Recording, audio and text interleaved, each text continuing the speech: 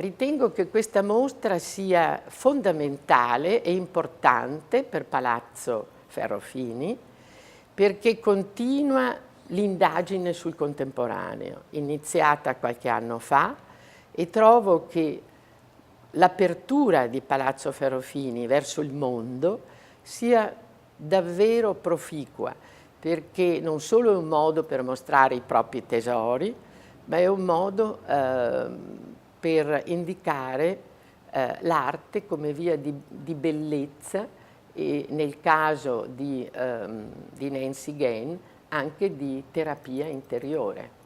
Questa è la retrospettiva più importante che sia mai stata organizzata in Italia ad oggi, in quanto include 40 opere in bronzo, in carta, in gouache, in acquerelli, le tecniche più svariate, per concludersi addirittura con un arazzo che è il prodotto, diciamo, tecnologicamente più avanzato, in quanto è stato concepito come pittura su carta, poi è stato messo in un file informatico e, diciamo, forwarded, inoltrato in Belgio, dove un telaio elettronico ha messo insieme 18.000 fili di tutti i colori e ha riprodotto nella sua bellezza integrale il dipinto di Nancy Gain,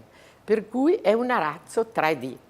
Quindi quest'artista, diciamo, all'apice, alla fine quasi della sua carriera, è addirittura animata da curiosità, da sperimentazione che mai si ferma.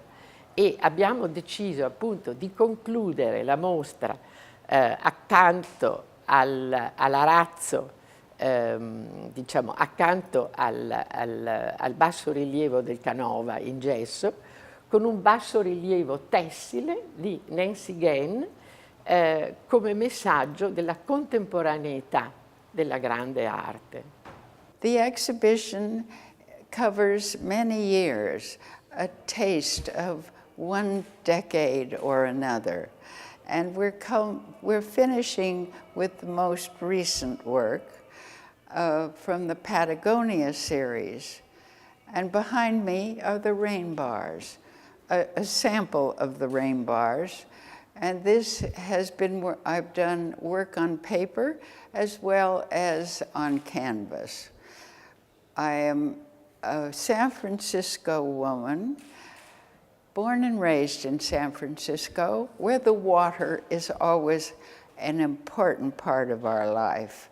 And I feel the same with Venice.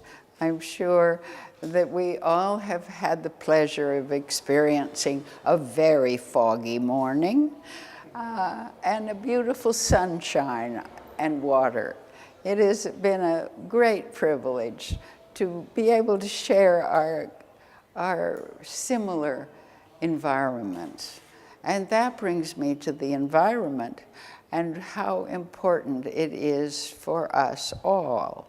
In the world, we are all concerned, and my love of nature, I hope, is something that you see when you look at my work.